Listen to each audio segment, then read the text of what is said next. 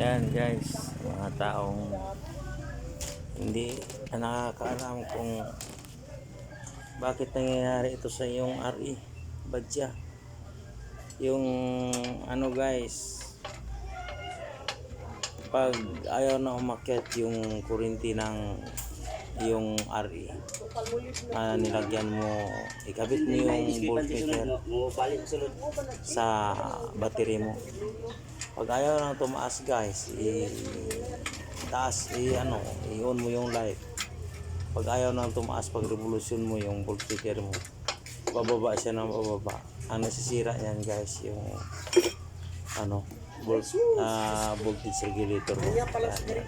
Yan tinuturo ko guys, voltage regulator yan. Nasa itim na box yan ng nasa point ng RE. Yan, palitan natin yan, baklasan natin guys, palitan natin ng bago. Yan, medyo may kamahalan nga lang guys, pero kailangan kasi palitan kasi kailangan hindi rin makarating sa paruroonan mo kasi pag mababa na yung kuryente ng battery mo, battery drive kasi yung RE Badya, battery drive. Saka guys, namamatay pag walang laman yung battery mo. Ayan, palitan natin ng bago yan guys, paklasin natin, saka linisin natin ng gusto. Ayan guys, paklas ko na yan. Ayan, yan ang voltage regulator niya guys, ang Badya RE.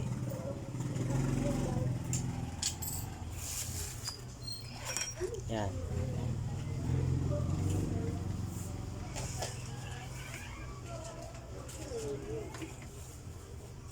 finisin na natin ng all night. Ako po yung Charmy online.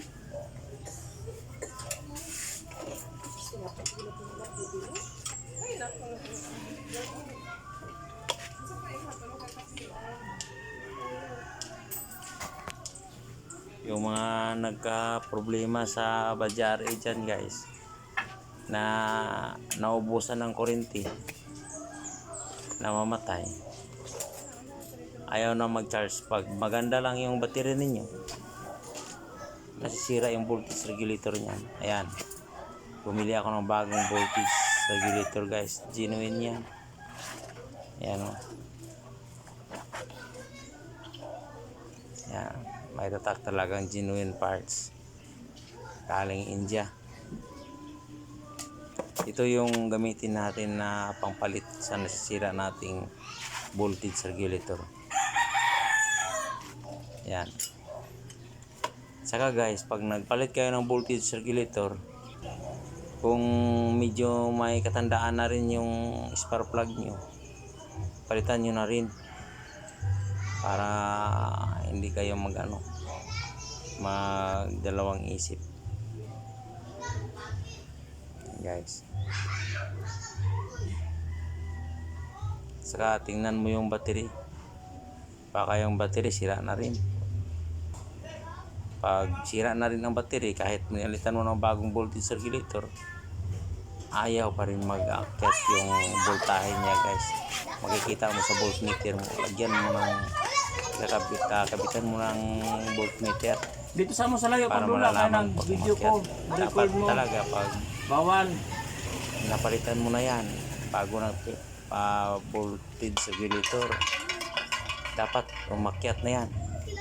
Pag naka-revolution ka, nakailaw lahat, naka-on lahat ang ilaw, umakyat yan guys. Abot yan ng mahigit 13 volt. Habang ni-revolution mo, umakyat ng umakyat. Hindi gaya ng nasisira pa guys, sira pa yung voltage regulator mo na bumaba siya ng bumaba. Kahit pa naka-on lahat yung light.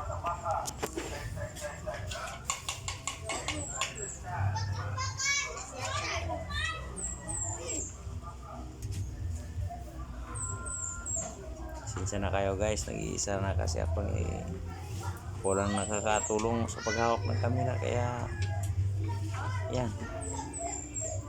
ayaw makaikot ng camera.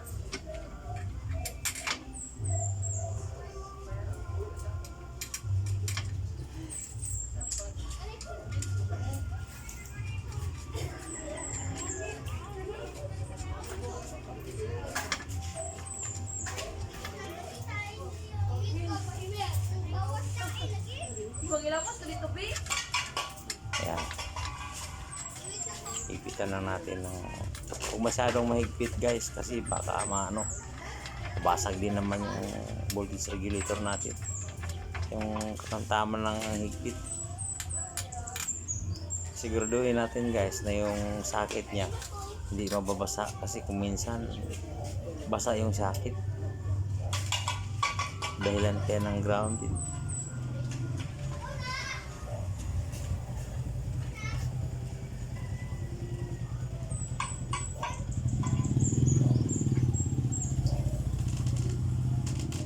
And guys, sana sa video ito ginawa ko ay matutunan kayo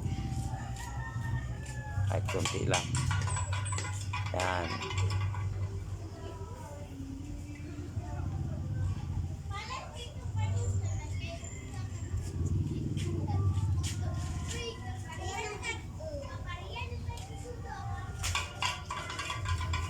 Sa mga nahihirapan lang guys, hindi pa nakakaalam dyan, pag namamatay yung badya ninyo, ayaw na tumakbo kasi battery drive, ayaw mag-charge.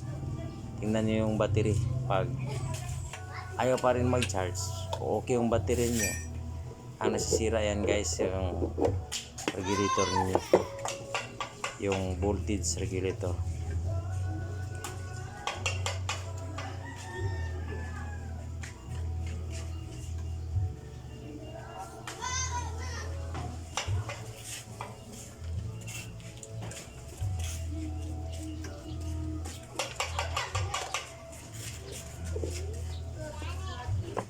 Medyo natagalan kasi ako dyan guys, kasi basa yung sakit.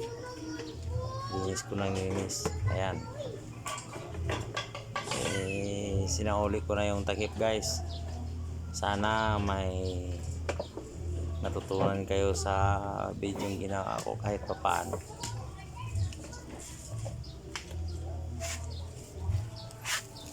Pinalik ko na yung takip niya guys. Ayan. Higpitan lang natin yan.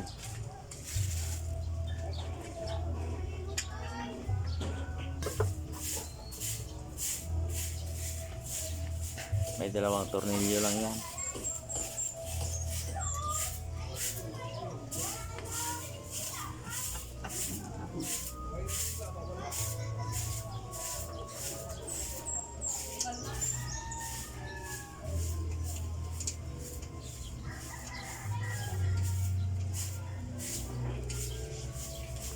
Yung yabing ginagamit dyan guys, yung Baka na kinabuhi sa haron na. 12 na backbridge. Nagitay ayaw ani lang dyan na. Saka rin Natay privacy ani. yung bolt sa loob at saka sa labas, 12 yan lahat.